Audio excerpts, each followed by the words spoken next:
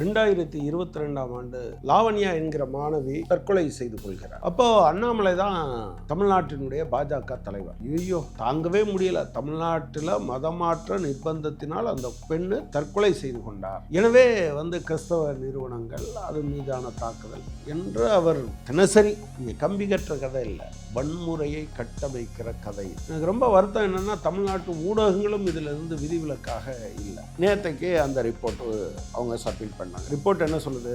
மதமாற்ற முயற்சி இல்லை. இந்தியாவிலேயே மதமாற்றம் என்பது நிர்பந்தித்து மதமாற்றம் செய்வது, ஆசை வார்த்தை காட்டி மதமாற்றம் செய்வதற்கு தான் தடை இருக்கிறதே தவிர, ஒவ்வொரு மனுஷனும் தான் விரும்புகிற மதத்தை பரப்புவதற்கும் எந்த மதமும் இல்லை என்று சொல்வதற்குமான உரிமையை நம்முடைய அரசமைப்பு சட்டம்.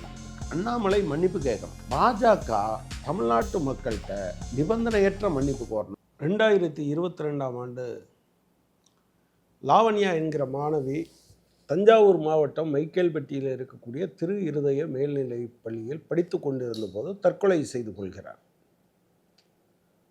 உண்மையிலே ஒரு 17 வயது பெண், +2 படிச்சுட்டு இருக்க பெண், ஒரு கிராமப்புறத்துலேருந்து வந்து படிச்சுட்டு இருந்த பெண். அது மரணம் என்பது எல்லாருடைய உள்ளத்தையும் உலுக்கிய நிகழ்ச்சி. உண்மையிலே அது ஏன் இறந்து போனா அப்படிங்கிற துயரம் எல்லாருடைய மனசுலையும் எழுந்தது. பட் இப்படி ஒரு துயரம் நடக்கிற போது எப்போதுமே ஒரு கூட்டம், ஒரு கும்பல் அது இந்த ஒரு வேலையை செய்யும் கரெக்டாக. அதை உண்மையை கண்டுபிடிக்கிறது, அதுக்கு முயற்சி பண்ணுறதுக்கு பதிலாக முன்கூட்டியே ஒரு விஷயத்தை சொல்லும். அது ஆர்எஸ்எஸ், பிஜேபி, விஹெச்பி, இந்து முன்னணி, இந்த சன் பரிவார அமைப்புகள். அப்போது அண்ணாமலை தான் தமிழ்நாட்டினுடைய பாஜக தலைவர். ஐயோ தாங்கவே முடியல, தமிழ்நாட்டில் மதமாற்ற நிர்பந்தத்தினால் அந்த பெண்ணு தற்கொலை செய்து கொண்டார். எனவே கிறிஸ்தவ நிறுவனங்கள் அது மீதான தாக்குதல் என்று அவர் தினசரி. எனக்கு ரொம்ப வருத்தம் என்னென்னா, தமிழ்நாட்டு ஊடகங்களும் இதில் இருந்து விதிவிலக்காக இல்லை. அதே போல் அர்ஜுன் சம்பத்து இந்த வருஷம் ஜனவரி மாதம் போட்டிருக்காரு, இது 4ஆம் ஆண்டு நினைவு நாள், இந்தியாவில் இருக்கக்கூடிய இந்த கிறிஸ்தவ அமைப்புகளை எல்லாம் அரசுடைமையாக்க வேண்டும் அப்படின்னு. அப்புறம் விஸ்வ இந்து பரிஷத்தினுடைய முத்துவேல் அவர் தான் ஒரு காணொளியை வெளியிடுகிறார். அதன் மூலமாகத்தான் அவங்க அதை சொல்ல வராங்க. இது ஒரு பெரிய அளவிற்கு தமிழ்நாட்டில் ஒரு பதட்டத்தை உருவாக்கியது. இந்த குழந்தைகளை இப்படி மதமாற்றாங்க அப்படின்னா என்ன பண்ணுறது அப்படின்னு. கிறிஸ்தவ நிறுவனங்கள் இந்தியாவுக்கு அவங்க தென் மாவட்டத்தில் நீங்கள் மருத்துவம், கல்வி 2 துறைகளிலும் ஒரு பெரிய சேவையாற்றி இருக்கிறார்கள். நான் மதமாற்றமே இல்லைன்னு எங்கெல்லாம் சொல்ல மாட்டேன். அப்படி இருந்தால் அதை தண்டிப்பது என்பது வேறு. இந்தியாவிலேயே மதமாற்றம் என்பது நிர்பந்தித்து மதமாற்றம் செய்வது, ஆசை வார்த்தை காட்டி மதமாற்றம் செய்வதற்கு தான் தடை இருக்கிறதே தவிர, ஒவ்வொரு மனுஷனும் தான் விரும்புகிற மதத்தை பரப்புவதற்கும் எந்த மதமும் இல்லை என்று சொல்வதற்குமான உரிமையை நம்முடைய அரசமைப்பு சட்டம் கொடுத்துருக்கு. ஆனால் மதமாற்ற நிர்பந்தத்தினால் இறந்து போயிட்டாங்க அப்படின்னு சங் பரிவார அமைப்புகள் மொத்தமும் கூவினார்கள். அதை ஒட்டி கிறிஸ்தவ அமைப்புகளின் மீதான ஒரு வன்மத்தை அவர்கள் கொட்டிக்கொண்டே இருந்தார். உடனே இயல்பாக இவங்களுக்கெல்லாம் ஒரு நீதிபதியை நீங்கள் குறை சொல்லலாமான்னு பலரும் கேட்குறாங்க. இந்த விஷயத்தில் பார்த்தீங்கன்னா, உடனே நீதிபதி ஜிஆர் சாமிநாதன் அதை அவசர வழக்காக விசாரித்தார்.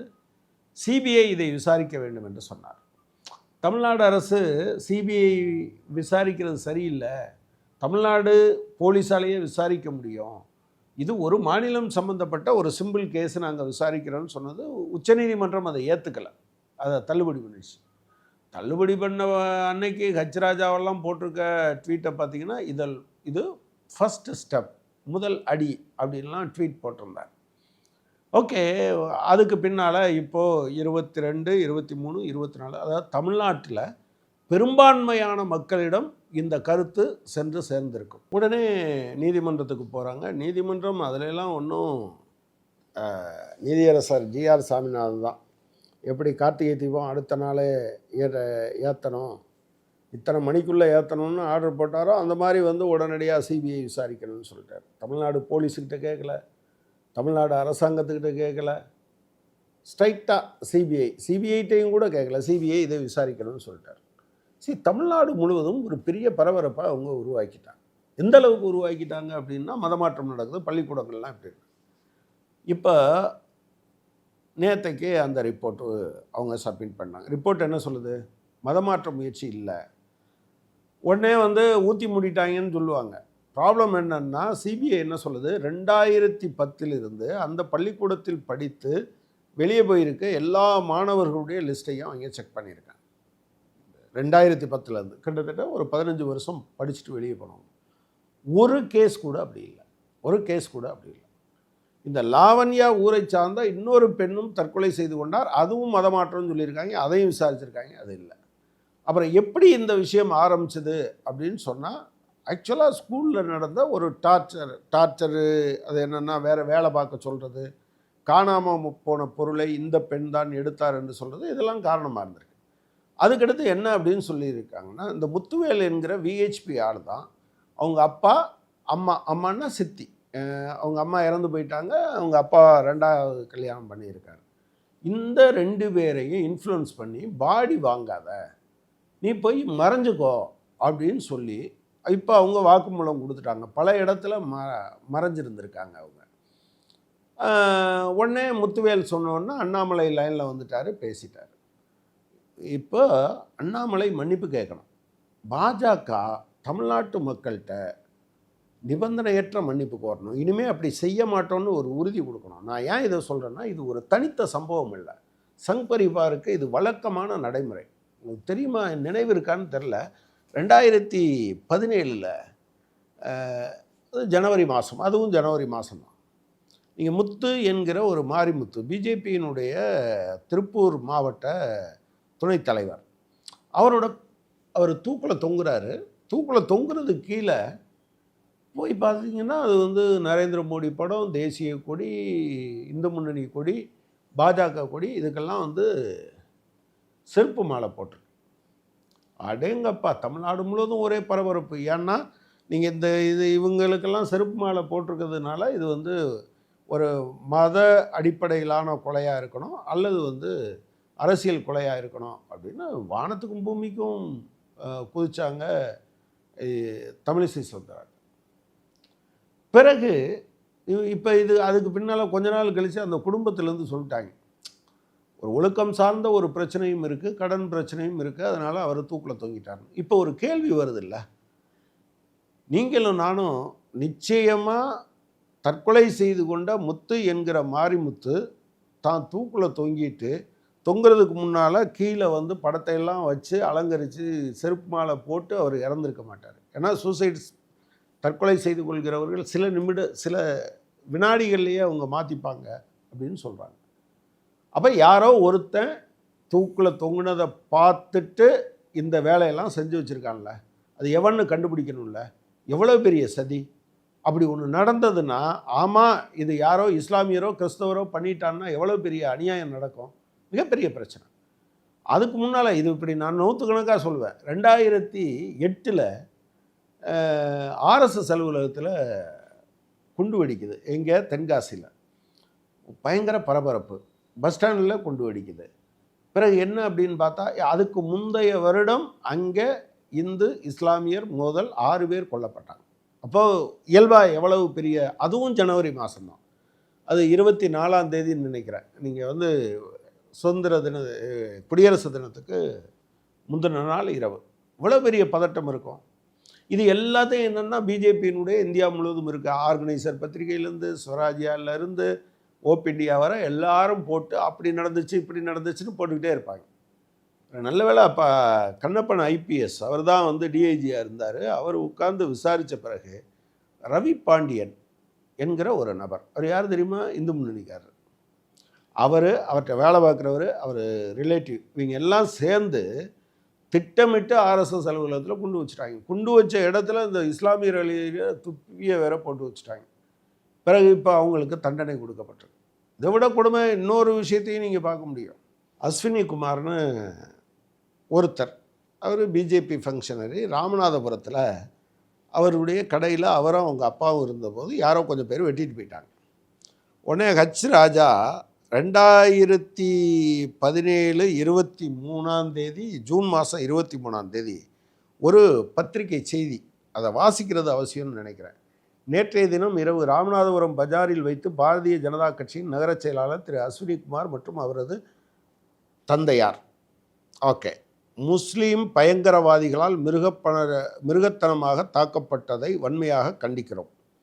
மேலும் இவ்வாறு தாக்குதல் நடத்தியவர்கள் நிதானமாக அருகாமையில் உள்ள மசூதிக்கு சென்று தொழுகை நடத்தி சென்றுள்ளனர். அப்படி இருந்தும் குற்றவாளிகளை காவல்துறை கைது செய்யாதது பல சந்தேகங்களை எழுப்புகிறது அப்படின்னு சொல்லி பல விஷயங்களை அவர் சொல்லிக்கிட்டே வர்றார். அவர் மட்டும் இல்லை, அதுக்கடுத்து கேடி ராகவன், அப்போ அவர் ஆக்டிவாக இருந்தார். ராமநாதபுரம் நகர பாஜக பொதுச் செயலாளர் திரு அஸ்வின் மற்றும் அவருடைய தந்தை இஸ்லாமிய அடிப்படைவாத கும்பலால் வெட்டப்பட்டுள்ளார்கள்.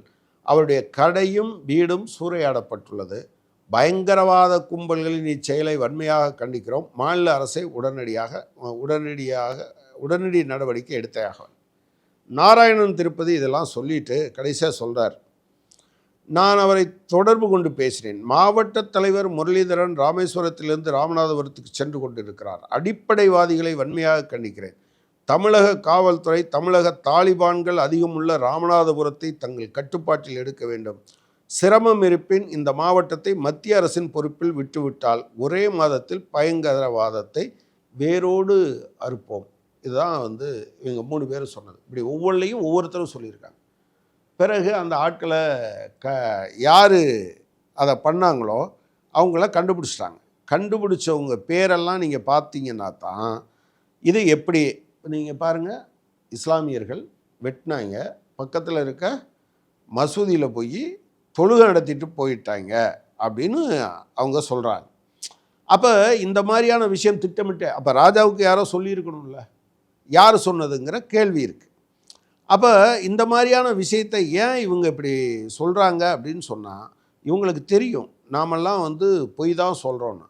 ஆனால் திட்டமிட்டு இந்த வேலையை செய்வதன் மூலமாக, அதாவது தொடர்பு இருக்கான்னு சந்தேகம் கூட இல்லை, அவன் வெட்டுனா நேராக இங்கே போய் தொழுகை பண்ணிட்டு போகிறான் அப்படின்னு கச்சராஜா சொல்கிறதும், நீங்கள் சென்ட்ரல் கவர்மெண்ட்டுகிட்டே கொடுத்துருங்க அப்படின்னு அவங்க சொல்கிறதும் இருக்கு இல்லையா, இதெல்லாம் சேர்த்து. நல்ல வேலை என்னன்னா, இந்த கேஸில் அரெஸ்ட் ஆனவங்க மணிகண்டன், தஸ்வே ரவி, முத்துராமலிங்கம், தஸ்வே தவசிதாதன் மற்றும் சதீஷ். இதில் அவங்க இன்னொரு ஸ்டோரி வேறு சொல்லியிருக்காங்க. அங்கே பிள்ளையார் சதுர்த்தியை கொண்டாடுவதில் முன்னணியில் நின்றவர், அந்த கதையெல்லாம் சொல்கிறாங்க. இங்கே கம்பி கட்டுற கதை இல்லை, வன்முறையை கட்டமைக்கிற கதை இது. எனவே தான் நான் என்ன சொல்ல விரும்புகிறேன்னா, இந்த சம்பவத்தில், மைக்கேல்பட்டி சம்பவத்தில், மற்ற இதிலெல்லாம் அவ்வளோதான், இவங்க சொல்லிவிட்டு போயிடுவாங்க. இன்றைக்கி தமிழ்நாடு முழுவதும் இந்த பிரச்சனை, அன்னைக்கு ஒரு குழந்தை இறந்ததை ஒட்டி இது பரவுனது மாதிரி இந்த செய்தி வந்தது அவ்வளோ பரவி இருக்காது. அப்போது ஒன்று தமிழ்நாடு அரசாங்கம் அல்லது காவல்துறை இதில் விளம்பரம் செய்யணும். இப்படி அண்ணாமலை உட்பட இவங்க சொன்னது சிபிஐ போச்சு, அப்படி அதை ப்ராமினன்ஸ் கொடுத்து அதை வெளியிடணும். அல்லது தமிழ்நாட்டினுடைய பத்திரிகைகளும் டிவிக்களும் இதுக்கு இந்த ப்ராமினன்ஸை கொடுக்கணும். அப்போ இவங்கெல்லாம் சொன்னாங்க இது இப்படின்னு ஆயிருக்கு, இது உண்மை இல்லை என்று சொல்கிறதுக்கு முன் வரணும். 3வது விஷயம், இந்த பொய்யை பரப்பியவர்கள் இருக்காங்க இல்லையா, உண்மை மாதிரி நடந்த அண்ணாமலை, அந்த முத்துவேல், நீங்கள் அர்ஜுன் சம்பத் பேசியிருக்காரு, இவங்க எல்லாரும் மேலேயும் நடவடிக்கை எடுக்கணும். குறைஞ்சபட்சம் அண்ணாமலைக்கு ஒரு முனையளவோ அதில் கோடியில் ஒரு அளவோ ஒரு நேர்மை இருந்தால் தமிழ்நாட்டு மக்களிடம் பகிரங்கமாக மன்னிப்பு கோர வேண்டும். இதனுடைய சீரியஸ்னஸ் என்ன? போலீஸ் ஆஃபீஸராக இருந்தால் தானே போலீஸ் ஆஃபீஸருக்கு தெரியணும்ல. ஒரு ஒரு ஒரு மதச்சாயம் பூசி ஒன்றை சொல்லுகிற போது அது என்ன விளைவை ஏற்படுத்தும் என்று. எனவே திட்டமிட்டுத்தான் அண்ணாமலை இதை செய்திருக்கிறார். அப்போ அவர் மேலே நடவடிக்கை எடுக்கணும். ஒருவேளை நான் தப்பாக தான் நினச்சிட்டு அப்படி சொல்லிட்டேன், நான் சேர்ந்த சேர்க்கை அப்படி பாஜகவுக்கு போனதுனால வழக்கமாக எங்கள் ஆட்கள்லாம் இப்படி தான் பேசுவோம், எனவே நான் பேசிட்டேன்னு சொன்னார்னா அதற்காக தமிழக மக்களிடம் பகிரங்க மன்னிப்பு கோர வேண்டும்.